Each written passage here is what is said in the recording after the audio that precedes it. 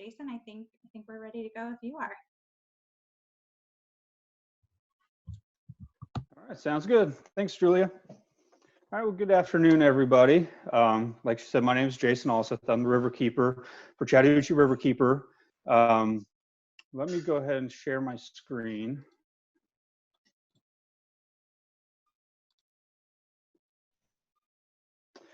All right, so what we wanted to do for this segment of the Let's Chat webinar series is a Get the Dirt Out workshop.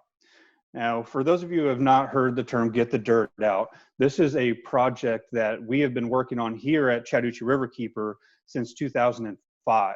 And this started out as an EPA grant.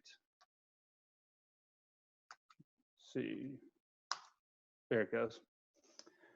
This started out as an EPA grant in 2005 as a study that we did to look at construction sites all across the state of Georgia to determine if the construction areas that we had were complying with all of the laws for erosion and sediment control across the state. And we looked at over 100 sites, and at the time determined that over 2/3 of construction sites across the state had major water quality violations. So that meant there was sediment getting off of the sites, going into our creeks, going into our lakes and reservoirs.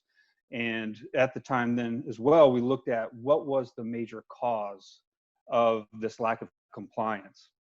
And we looked at the local issuing authorities, local governments, we looked at the state governments, we looked at public awareness, and we determined that there was a lack of education and enforcement across the spectrum.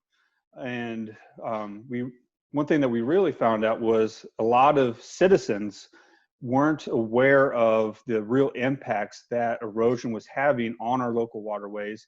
A lot of people didn't know how to spot violations, didn't know how to report those to their local governments. So we worked on all of these different levels, and part of it was developing a public education or public awareness course that since 2005, we have taught thousands of citizens across the state this Get the Dirt Out workshop, trying to raise public awareness. And as while we're all in our homes with social distancing, we thought this would be a really good opportunity to do a shortened or a condensed version of the Get the Dirt Out workshop here on this webinar, and also posting on Facebook Live. So this could be an opportunity for more people to learn about this really important issue. And what a lot of people don't realize is sediment is the #1 cause of pollution and impairments to our local waterways all across the state. And one of the major sources of that is from construction sites that aren't adhering to the local, state, and federal requirements, putting in the best management practices, and keeping that sediment on their site. A lot of construction sites do a really good job of this, and they are able to build a responsible, sustainable project. But we're seeing too many times, though, we see a lot of problems, and the public has a real important role to play in this, in getting these sites into compliance and protecting our local waterways. So ultimately, this workshop is a half a day. So what I've done is tried to boil this down into a 35 to 45 minute presentation where we're going to hit the real high level stuff, where we're going to talk about the impacts of erosion sediment control, how to identify problem sites, some of the laws and permits, how to report a violation. And then Jess, our technical programs director, is going to do an overview of a new website that we've developed that helps take you through this process. So you're going to have that website after this presentation as a really good resource to follow up and hit some of these major bullet points here. So before we get started, one of the main concepts to understand is that we're talking about erosion and sedimentation coming from active construction sites. So erosion itself is not necessarily a bad thing, and it's formed the Earth's surface as it is today.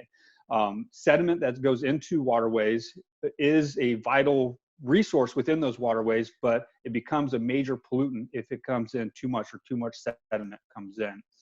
And you hear the terms erosion and sedimentation used used together, but they're two separate processes. So erosion is the process by which land surface is worn away by ice, wind, water, or gravity. We're talking about water erosion here.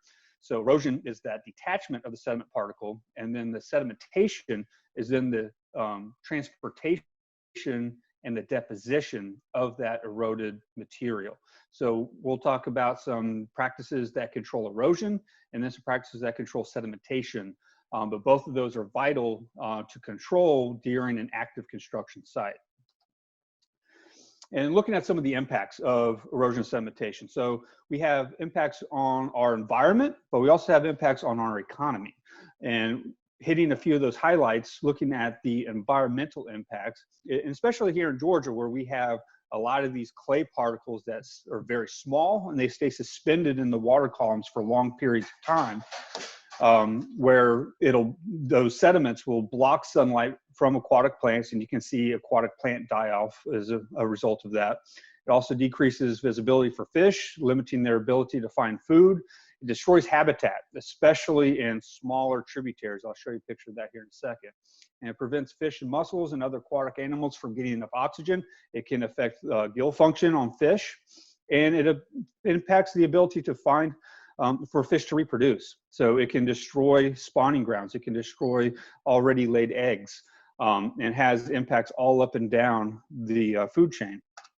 So looking at this, the smaller water body is, the more sensitive it is to the impacts of erosion sedimentation. And you see a lot of these small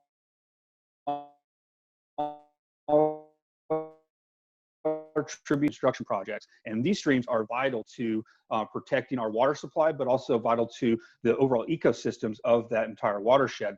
But when you see a stream like this and you get a heavy rain and a nearby construction site that's not adhering to those requirements for keeping the sediment on their site, you'll see something like this. And one heavy rain like this can completely destroy all of the native ecology in a small tributary like this. That sediment will lay down, destroy the habitat, kill all of those microinvertebrates that live in that creek, and then that has impacts all the way up the food chain. So when we're talking with developers, we're always stressing that just because this is a little creek that's next to your site, that doesn't mean that it's not worth protecting. That means that it's actually a lot more sensitive, and we have to do a lot more to try to protect that small tributary waterway. And then we'll also see impacts going all the way up into major waterways like the Chattahoochee River. And we see a lot of impacts on human and infrastructure as well. So all of the reservoirs that we have in the state of Georgia are man-made reservoirs. These are not natural lakes, they're not natural systems, and they eventually fill up full of sediment. So you look at lakes like Lake Allatoona, Lake Lanier, West Point Lake. These are water supply reservoirs that were impounded on major rivers for multiple reasons, including flood control and recreation, but also for water supply. And these reservoirs are slowly filling up full of sediment. And it's very expensive to try to dredge out one of these major reservoirs versus doing that expense on keeping the site or keeping the sediment on these active construction sites. It's pennies to the hundreds of dollars on keeping the sediment where it belongs versus trying to dredge it out of these reservoirs later. And it also is a lot more expensive for local governments to treat this water to drinking water standards, because again, these clay particles are very, very small, and it's very difficult to filter out all of these tiny clay particles to meet drinking water standards and send it to the homes of businesses. And it causes property damage and reduces property values. So at Chattahoochee Riverkeeper, we operate a hotline. We get hundreds of calls every year from people that are downstream of a development that got a lot of sediment that goes into their creek in their backyard or goes into a pond that their house is located on. Maybe the HOA owns the lake. And we see a lot of property damage caused by that. And we also see a lot of clogged pipes and storage systems that increases flooding. So when we get these really heavy rain events, if you've got a culvert that's designed to transport all of that water underneath a pipe, underneath a roadway, but that culvert is halfway full of mud, then it's no longer able to transport that water underneath the roadway, and that roadway turns into a dam and it washes it out. We're seeing that a lot more and more, especially as we're seeing increased severity of rain. And it impacts the recreational enjoyment. So looking at this beautiful waterfall here in North Georgia, a lot of people go here, very high recreational value. But if we get a development that's not adhering to the best management practices, you get a heavy rain, that loses all of its recreational value, and also has heavy impacts on that local wildlife and the local fish and biota. So looking at how to identify a problem site. And again, this is not all construction projects. There's a way to develop a site, adhere to the regulations, adhere to those best management practices, do it properly, and keep the sediment where it belongs on the construction site. But we see a lot of times that doesn't necessarily happen, and we see a lot of problems. And one of the goals of this program, the Get the Dirt Out program, is to educate folks on how to spot these problems and report them so that they can get resolved. So the most obvious way to spot a problem is mud coming off the site. So a construction site, per the regulations, is allowed to have a little bit of mud coming off their site. They're not required to have crystal clear water after heavy rain that comes off the site. They're allowed to have a little bit, but it's not much. And if it looks like this, if it's muddy to the human eye, then that's too much. And this essentially is a violation. And just driving down the street, you see something like this, this needs to be reported. Hundreds of people are going to drive by here during this heavy rain, and if it doesn't get reported, if people aren't taking photos, aren't submitting it to the local government, then this may not get resolved at all.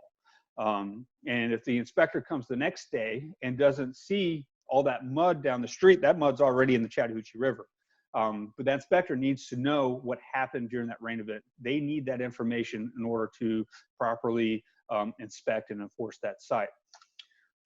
We see it very on extreme levels like this. I mean, they had their silt fences up, but they had way too much disturbed area draining towards that silt fence, and it just was not enough to hold it up to keep that sediment contained.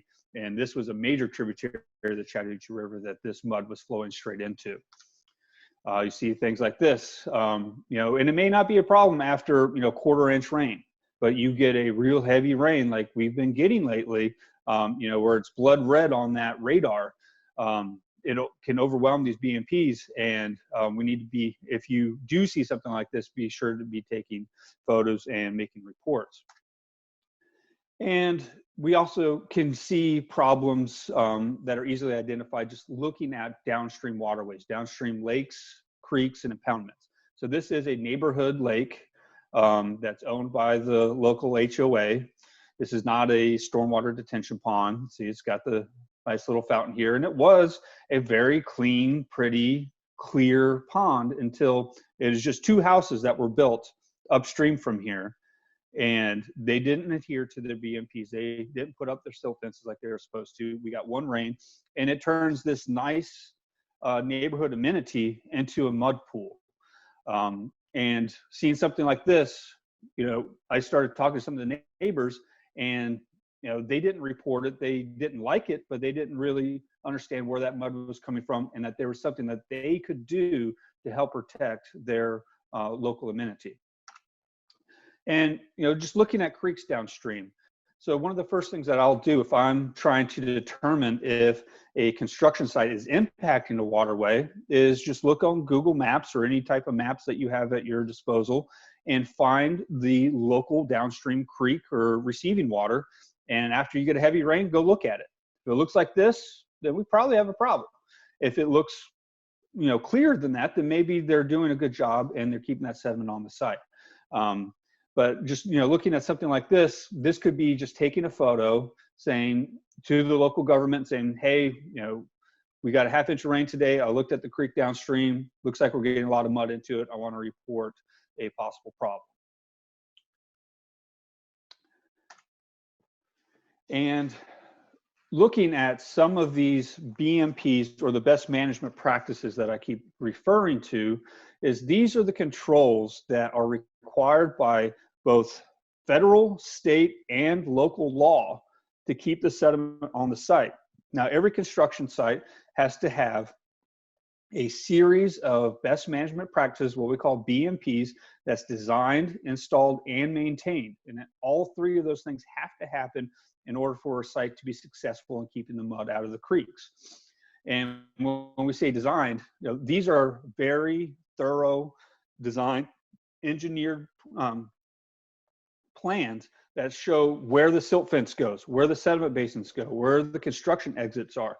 So this is not something that the contractor that day decided, okay, I'm going to go out here and put silt fence in this location. The silt fence on this picture here on the right, that is not a contractor decision. That is a professional engineer decision. They put these on the plans and they show exactly where all of these practices are to be installed and then after that maintained. And then we also have two different types of BMPs. We have the vegetative BMPs, so that's just straw and grass trying to prevent the erosion of those sediment particles. And then the structural BMPs like Silt Fence is a structural practice that tries to control that sedimentation. So it's trying to slow the transport and then the eventual deposition of those sediment particles. And it's always best to have vegetation or some type of ground cover to prevent the erosion of those particles, because then you don't have to worry about the structural component. You don't have to worry about the deposition or the transportation and deposition of those sediment particles. But let's look at a few of these BMPs. And when Jess goes through our website here at the end, we have a lot more detailed pictures and descriptions of these BMPs in this condensed version of the Get the Dirt Out workshop. I don't have time to go through all of the structural and vegetative best management practices, but we're going to hit a couple of the common ones, and then Jess is going to show you how to look at all of them on our website, where we have good and bad examples of each of the practices. But this is an example of a construction exit. These are these stone pads that you'll see on every construction site. And the idea here is that any truck or vehicle that's leaving an active construction site has to drive over this pad, and that gives the wheels enough time to rotate over these stones and knock all the mud off before they get to the roadway, so they're not tracking mud out into the road. But here, this is a good example of, you can see they put a few rocks here, but not nearly enough, does not meet the requirements, does not meet that plan that was designed by the engineer. And you get a lot of mud being tracked off into the roadways. And anytime you drive by a construction site, if you're seeing mud being tracked out into the roads, what's going to happen is you get that next rain, it's going to wash it into the storm drain, and it's going to go into the creek. And basically this is, for one, it's the most visible best management practice that is on a construction site, and two, it's the easiest one to put down. All you need to do is lay down a pad of rocks.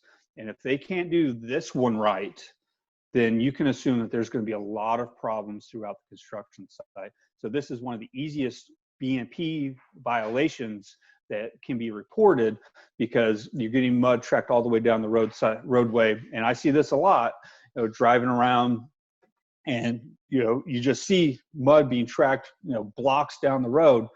That's a major issue for water quality, and it's also a very good indicator that there's a lot of other problems on that site. And looking at some of the other BMPs, very common is silt fence. So you'll see this black silt fence that's installed around the perimeter of all of these construction areas. And these are put in place not necessarily to filter out water, because those clay particles are so small, they can't really be filtered out by this type of fabric, but it tries to slow water down, and it gives it time for it to deposit there at the base of the silt fence. And this is a really good application of silt fence, where you have two rows. They threw in some mulch in between to try to do some of that filtering that the silt fence can't do. And this silt fence is actually probably going to do a pretty good job. But a lot of times we see that they put up what I like to call decorative silt fence. They put it up, but they didn't trench it in. So here, that silt fence has to be dug into a trench 6 inches deep and then fully compacted on top of that.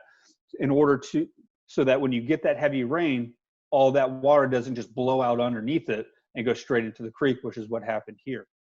So, if you see silt fences flapping in the wind, or water that's getting underneath it, then that silt fence was probably put in to try to make it look like they were, putting up a proper silt fence, but they didn't go through the full installation process to get it properly installed so that it actually functions when you get a heavy rain. So this would definitely be something that would should be reported if you were to see a silt fence that looks like this. And then looking at the vegetative practices or the ground control practices, this is, for me, one of the most important things that a developer or contractor needs to be thinking about every time, every day that they are on a construction site. Because if we can prevent that raindrop from coming into direct contact with that soil particle, we can prevent the erosion of that particle and then prevent the eventual transportation deposition of it. And here, the law says that if a construction site is in any active part, if they are not actively moving dirt, like they don't have bulldozers out there that are grading the soil, that are actively moving things around for 14 days, then they have to stabilize it with straw or some type of a vegetative seed. So I pass a lot of sites that will look something like this. And what I'll do is, if you see something like this, this is near final grade. They are not actively working on this part. They are actively working up here, and that's fine. But if they are not working on this disturbed area for 14 days, then they have to stabilize it. They have to put down straw. They have to put down seed to stabilize it, to prevent that erosion from taking place within 14 days. So if I come through here, I'll take a picture of it, and I'll make a note of what the date is. And there are apps where you can, on your phone, where you could take a photo and it'll date stamp it. So I'll see this and I'll make a date stamp and say, okay, this is April 14th. They're not working here. This is open and exposed. And then I'll come back in 2 weeks and I'll take another photo with a date stamp. And in this case, it still looked like that. And that creates a violation where they have not properly stabilized that soil. Even if it didn't rain in that 14-day period, they have to get this stabilized. So this is one of the most common things that we see, where they don't get this area stabilized within that 14-day period. And if you had a photo of 14 days ago and today, and they look the same, then you can submit that as a complaint, and that will prompt an enforcement action on the local government, and then eventually get them to get that stabilization, and that most likely would not have necessarily occurred. And then another problem we see is buffer encroachments, and that's also a common hotline call that we get called into us at Riverkeeper, because people going in too close to waterways and cutting down trees, cutting down vegetation. And basically what the state requirements are is that on any creek, stream, lake, reservoir, or river, or anything that we call state waters across the state of Georgia, has a 25-foot state buffer that mandates that that vegetation has to remain in its natural state. And this is a bird's eye view coming from what we call the point of rest of vegetation, or where that first piece of vegetation is growing 25 feet out. Now that is a state law. And local governments, and commonly happens, especially in Metro Atlanta, can have additional buffers. So say City of Atlanta, for example, does have a 75-foot buffer. They can make additional state buffers that come farther away from waterways, but they cannot have a lesser buffer. So City of Atlanta cannot come in and say, we'll have a 10-foot buffer. It has to meet that minimum state 25-foot buffer. And looking at our state regs that protect our environment, I think this is one of the most important state laws that we have protecting our waterways, because these buffers serve so many functions. They prevent the erosion of these the adjacent areas of these waterways. They provide filtering of runoff to trap pollutants before it gets into the creeks. They provide shade on these smaller creeks and on our rivers to prevent overheating of our waterways. And they just do serve so many functions. And that is why we take buffer violations very seriously and try to educate people that work adjacent to waterways what these laws are. Now, there are certain exemptions, such as bridges, sewer line crossings, that sort of thing. And there is a process to obtain a variance from the state to go in and encroach in a buffer. But if they do that, they have to apply for those permits, and then they have to provide for mitigation. So they have to do something beneficial to the environment that's going to compensate for them going in and disturbing a stream buffer. But we still see things like this today. So this is one of the reasons why we patrol the Chattahoochee River all up and down, is we're looking for these buffer violations, people going in and cutting down a bunch of trees. Maybe they're trying to get a better view. Maybe they're trying to put a pool in next to the river banks. People putting in gazebos in larger types of projects. We see all of those things, and we get lots of reports of these things as well, not just on the banks of the Chattahoochee River, but even on our smaller waterways, or the creeks in your backyard also have these protected buffers. So anytime you see any trees or any vegetation being cut near a creek, near a waterway, that's definitely something that should be reported as quickly as possible. Now, looking at some of the laws that govern these construction sites and these buffers, they're regulated on basically 3 levels. So you have the national level, which is the Clean Water Act. And Clean Water Act is a very high level law that really gets down into heavy details as well. And that's implemented by the Environmental Protection Agency, the feds. And that creates what's called the NPDES General Permit, or the National Pollutant Discharge Elimination System Permit. That is essentially a permit for all construction sites of 1 acre or more. It's delegated to the states to enforce. So that's our Georgia Environmental Protection Division. And these permits are very strict, they're very stringent. The laws in Georgia, especially for construction sites, are some of the most stringent regulations for development in the entire country. Our problem with muddy water getting into our creeks and into our river is not our regulations. Our regulations are actually very stringent. They just happen to not necessarily be enforced all the time. And a lot of that comes down to resources, where the state government only has, several dozen people that regulate erosion and sediment control on the state level. And you look at the national level, the feds, EPA, they only have, I think, 4 inspectors for Region 4, which is 8 states in the Southeast. So you don't have a lot of resources that are regulating our construction sites on the national or state level. Where that happens is mostly on the local level, where these local governments develop their own permits, their own ordinances that comply with the state and the federal laws, and then they hire their own inspectors to go out and do those inspections and do that enforcement. And that's where most of this authority to enforce is going to take place. So I get a lot of calls of people saying, I've got mud that's coming from an upstream development, coming down into my creek. I'm going to call EPA, and I'm going to get the EPA inspectors out here with their sirens. They're going to come in and shut the site down. Well, it doesn't really work like that, because again, the EPA level, there are very few folks. You get to the state level, there's more, but still not a lot of resources to enforce these laws on a statewide level. And then when you get down to the local level, there's a lot more resources. So when you call the feds or you call the state, what they're going to do is they're going to say, did you call your local government? They're going to kick it down to the local level every single time. And that is if the local government is what we call a local issuing authority, a local government that has decided they are going to enforce these laws. And in metro area, all of our governments are certified local issuing authorities. So our cities and counties, most of them are certified to enforce these laws.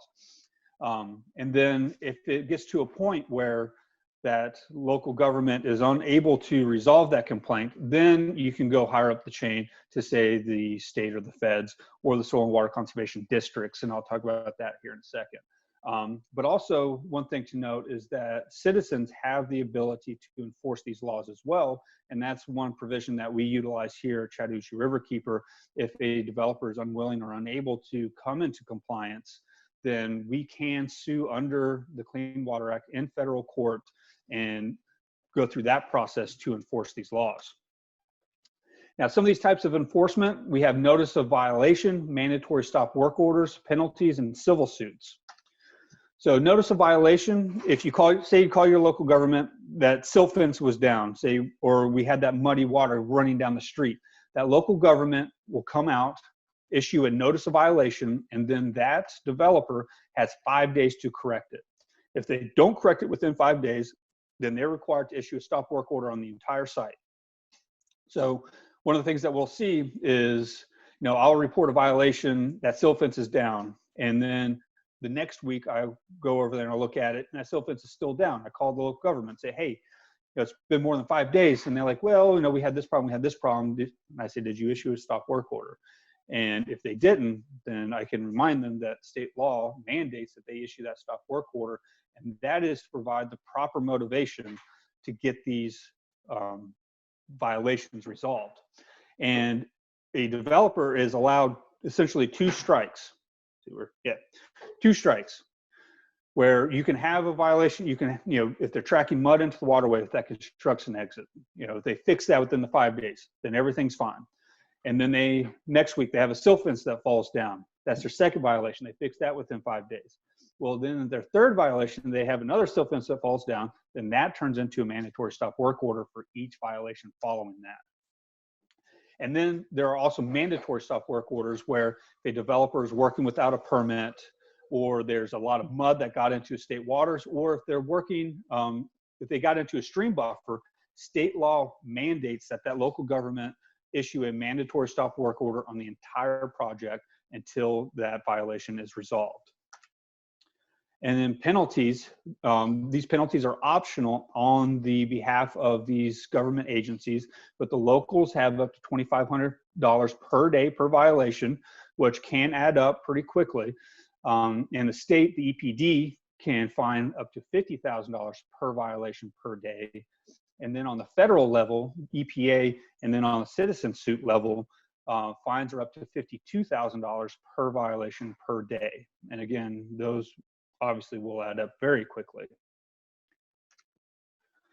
So reporting a violation, first thing you want to do is determine what jurisdiction you're in. If you're in, for example, City of Sandy Springs, or if you're in unincorporated Fulton County.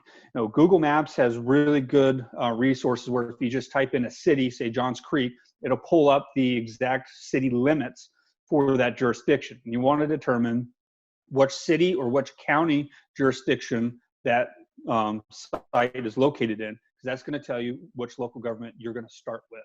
And once you determine who has a local jurisdiction, you go on their website. Each one of them is different, whether it's the Department of Public Works or the Department of Community Development.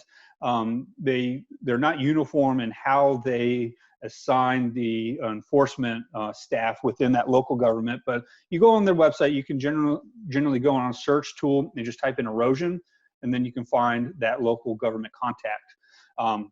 Then obviously take as many photos as you can. Do not trespass. A lot of these violations can be seen from the public right of way. You may not be able to see all of the site, but if you do see a violation, certainly take a picture of that, get the email contact for that local issuing authority and email that over. And we certainly encourage you to make a phone call, talk to the appropriate person, but also follow up with an email. So you're leaving a paper trail or digital paper trail so that you can use that for following up. And you obviously want to follow up. If it's been more than 14 days on that disturbed area, send that email, say, hey, what's going on with this site? It's been more than 14 days. Why is this not stabilized? Or that silt fence is down. It's been more than 5 days. Why is that not fixed? And if it's a very serious violation, if you're not able to get resolution, violations can be reported to the state EPD and EPA, and they use their discretion on when to get involved in their enforcement actions. But those are certainly options, as well as the soil and water conservation districts. So these soil and water conservation districts are elected local officials that are unpaid, that have their other day jobs, but they have oversight roles for these local governments, so they can go in and do a site visit and help determine if the local government did act appropriately or not. They can provide reports and help provide citizen assistance. And I happen to be an elected soil and water conservation district supervisor for Fulton County, so I would also be a resource in that area if you're unable to get resolution with your local government. I could be one of those supervisors that would step in and help assess what the problem is and provide technical assistance to that local government. And that's where a lot of the soil and water districts can be very helpful. And also report to your local Riverkeeper. So if you're in the Chattahoochee Basin, we have report a problem function on our homepage, where you can just go to chattahoochee.org, click on report a problem. There's a way for you to send in photos through that. We also have iPhone, Android apps that you can download through the app stores and submit us problems. But there's a Riverkeeper for every major river basin in Georgia, and a lot of them in the Southeast. And these Riverkeepers are a great resource to provide these reports. And we do these follow-ups, we do these complaints for a living. So if you don't want to, keep going in and following up, or be in the position that you are potentially, filing a complaint on a neighbor, you can file that complaint with your Riverkeeper, and we will do that follow-up and make sure that that problem gets resolved. And then there's also civil suits. So, sediment coming from one property to another is trespassing. So if that mud came on and affected your property values, we can have the local government issue a stop work order. They can take enforcement action. They can fine that developer, but that may not fix your problem on your property or fix your property values that were impacted. And there are certainly civil suits that happen all the time where you are suing for criminal trespass of sediment coming onto your property and harming your ability to enjoy your property. And we have a lot of experience with those and can definitely provide some assistance or some advice in those situations. So that's a very high level, quick overview of the Get the Dirt Out program. We have a lot of resources on our website. We encourage you to go through that. I'm going to turn this over to Jess here in a second. She's going to quickly take you through this website, and we've had different versions of this, but this is our newest one that we're pretty excited about, and I think it can give you a lot of resources that you can utilize when you see something that may be a problem. And for those of you not aware, we are a nonprofit environmental organization. We rely on our members and donations to do the work that we do. You can text CRK to 41444 to make a donation and help us keep watch over the Chattahoochee River. So Jess, I will turn it over to you.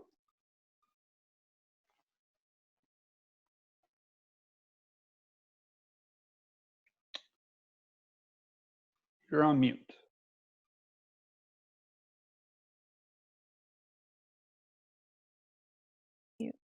Sorry about that, everybody. Julia had to unmute me. She's the host.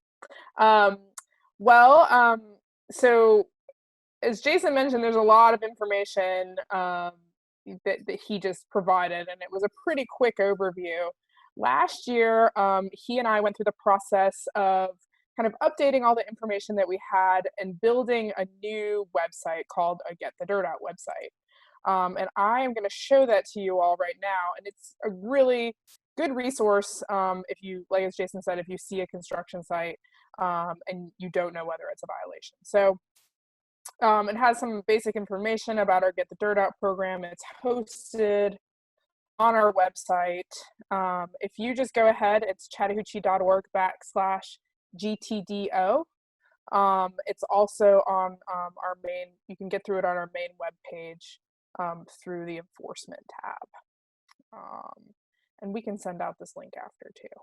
So basically it talks about, there's kind of 4 different sections. There's the impacts of erosion and sedimentation, where it just talks about generally what is erosion, like Jason mentioned, and showing different photos of that. The impacts of excessive sediment, if you're trying to convince somebody that sediment is a problem. There's some good resources there.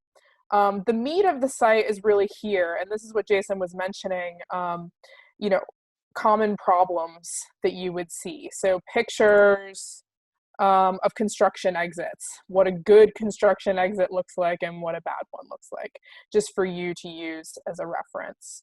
You can scroll down through all these. What do we want to do? Vegetation is a common one, kind of, what good vegetative cover looks like, and what bad vegetative cover looks like. So it'll take you through that. Talking about stream buffers and failure to identify state waters and what those are. So there's information here. Laws and permits. Jason did a very, kind of quick overview of different laws and permits that govern, permitting and sedimentation of streams and rivers. And there's a lot of information here, links to the agencies responsible, those kind of things. So if you're more interested in the laws, I would invite you to take a look at this. And then how to report a violation. Here is where it takes you to, if you find a site, it takes you through the different steps to locate your site, determine your LIA status, different places to report. And then also here, I want to point out this is report to Chattahoochee Riverkeeper. If you see a site and you think there are violations, do not hesitate to call us. We will respond.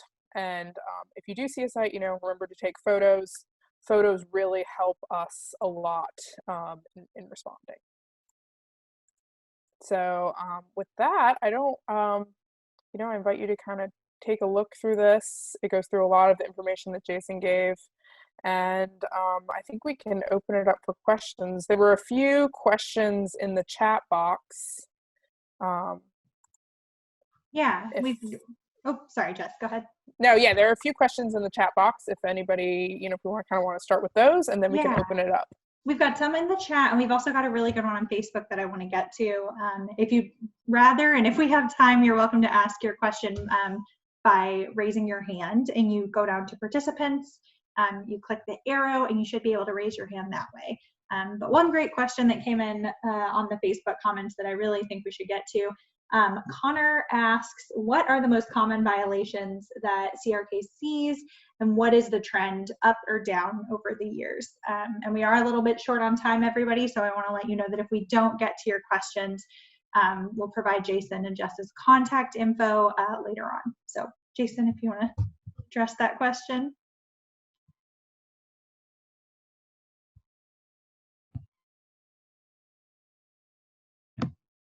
Hold on, Jason. I think you're on mute.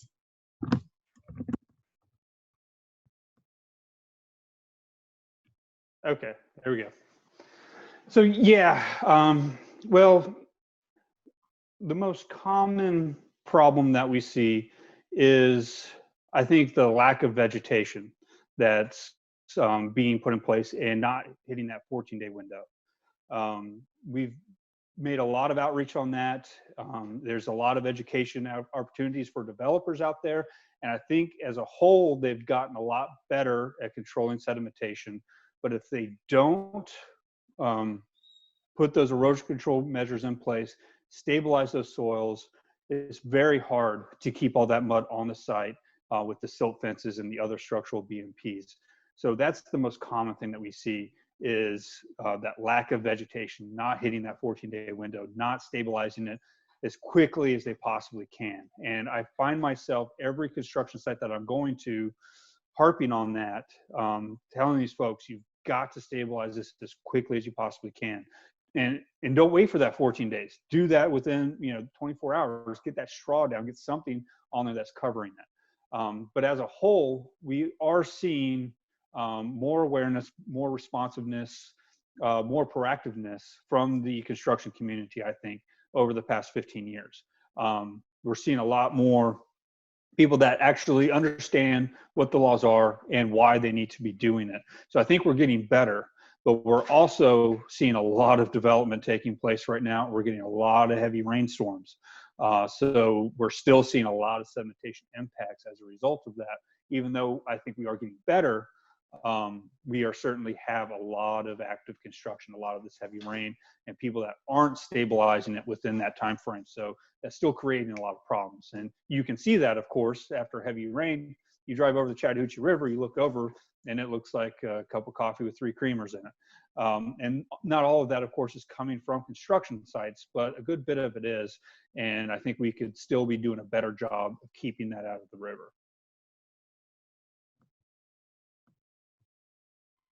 Awesome, Jason, thank you.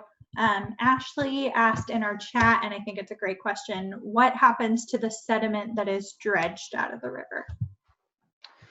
So not a lot of dredging actually happens on the river itself. Some localized dredging will happen in some of the reservoirs, and then a lot of dredging actually happens on private property, on these detention ponds and the HOAs or in people's property. And there's a lot of options to do that with. Is you can just take it out, take it 100 feet from the waterway, flatten it out, let it dry out, and grass it. If there's like contaminants in it, you may have to haul it off to a regulated landfill or something like that. But cheapest way is to just take it out, spread it, let it dry, and then seed it, if you have room to do that. Okay, great. Thank you, Jason. Elizabeth, I see your question was answered. And again, because we are just a little short on time, I think I just want to ask one last question, and this is for Jason and Jess and everybody that is on the call and listening via Facebook. Today is Earth Day, as we all hopefully know. So I was curious to see, Jason and Jess, what y'all's personal connection is to our work. I mean, it's clear that you put a lot of time and energy and effort into get the dirt out and, addressing this really important problem. But why? What brings you back to this day after day? And for everyone listening, feel free to share your connection to Earth Day and the river in the comments and chat. So Jason, I don't know if you want to start. Sure. Yeah, I mean, I'm a fisherman. I grew up fishing on the Chattahoochee River since I was 4 years old. And I remember back in the mid 80s, we would get to, my dad would drive me to the river. We get to the boat ramp at Abbott's Hill or Abbott's Bridge and go up to the river, and it was just chocolate milk because we had that heavy rain, a lot of mud in the river. And, especially for trout fishing, you really can't catch trout after this heavy rain. That water's that muddy, and it has a lot of impacts on the river itself. And I was impacted by that when I was 4 years old. And that really had really stayed with me as I was, growing up, went to college, and really am happy to be a part of an organization and part of a process like this that I can try to keep as much of it out as I can.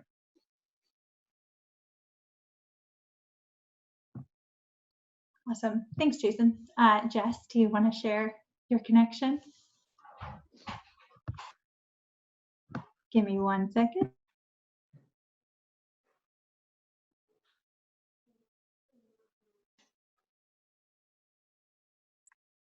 Okay. I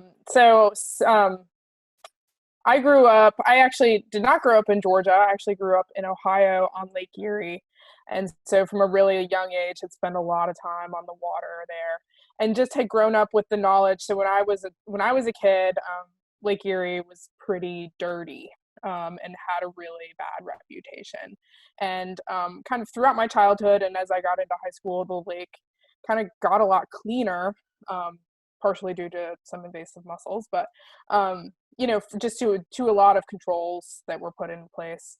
And that is changing now, obviously, just due to all the nutrients in the lake. But I just grew up with a really strong awareness of where my drinking water came from, and grew up spending a lot of time on the water, and that is definitely something that I carried with me as I moved to the Southeast. And so I love the work that we do, and I really believe in protecting our drinking water. Awesome. Thanks for sharing, Jess and Jason. On that note, I think I'm going to go ahead and wrap it up. For everybody that's on the Zoom call that registered, we will be sending you an email later today with a link to this webinar recorded, a link to our Get the Dirt Out website, and some additional information about what we do and what we've got coming up. For everybody on our Facebook, feel free to direct message us your email if you'd like to be included, or just comment with your questions and we can address them later today. Again, just want to say thank you to everybody that tuned in, and I hope you have a wonderful Earth Day. Thank you.